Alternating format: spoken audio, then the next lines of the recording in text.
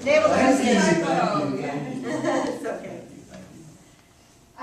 Terry hosted a meeting at her home on Monk Road, attended by a number of her neighbors and representatives from Waynefield, Pensacola, Chip, Joe, and myself. And a large part of the meeting was airing the concerns of the people who live in that area about the flyovers of the aircraft from these two locations. What essentially came out of that meeting is that there is, probably need to see if we can borrow from ALDOT some noise measurement equipment to do some measuring of the sound. We are gathering all of the existing ordinances and overlays and what is in place here in the city of Fairhope that would be applicable to this. And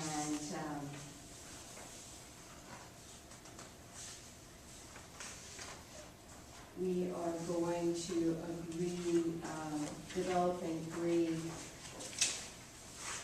determine in conjunction with the military POCs and notification structure, because they're saying that they can't act if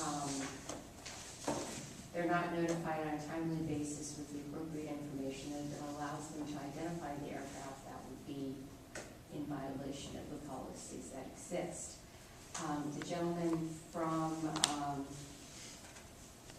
Pensacola was saying that The civilian or the military? the civilian, Whitingfield. Whitingfield, Randy, Right. that Barronfield and what's the name of the other one where it's Summerdale, the one in Summerdale. And yeah, the construction, extended construction that has been going on will be concluded this spring, and therefore that should take off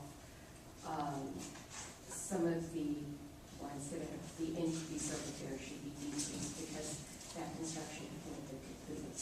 I'll find a way to pick on what you measure. It's not only the noise, it's the height of the aircraft. Right, yeah. Which we have videos of too, right? I mean, I believe I've seen some videos of that. Right. What are we gonna do with the air? Well, first of all, I know what the safety factors are in violation of this, how that comports with the ordinances that we have in hand, and what we can do to, if there are violations, to rectify it. You know, do things, rectify it. How are we gonna rectify it? I mean, what's our end game here? Well, I'm sure their end game is they'd like not to see them, but But Hear the them. rectify it would be to those that are in violation of the height requirements, specifically FAA violation, need to be put on the carpet just like any other pilot that would do that over at homes. And that's where we because need the to- military is out there doing that, we have to be able to show that they are in fact violating that. And they're not above the FAA regulations. They have to abide by them.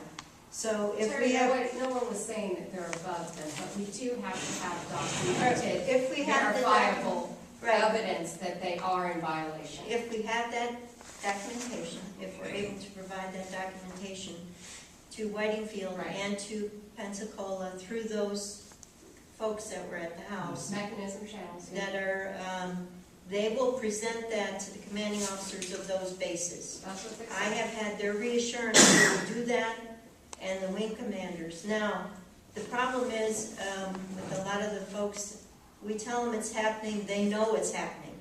And they let the wing know, and it stops happening for 2 days. Then all of a sudden it starts happening again. So we just want them to have a longer term look at what they're gonna do to stop this. And as they said in the meeting, there's no guarantee, even though when the airfields are open at Summerdale and at Barron, that they're gonna stop flying here. It's a public airport. They can fly here, and our runway is long. They never So- said they would stop flying here. What they said was that the numbers should Should go down. decrease. Right. But they never said they would stop. But what would help is if we can cite the FAA regulations, because one of the comments they made was they will go by the airport, whatever the airport rules are, whatever the airport rules are.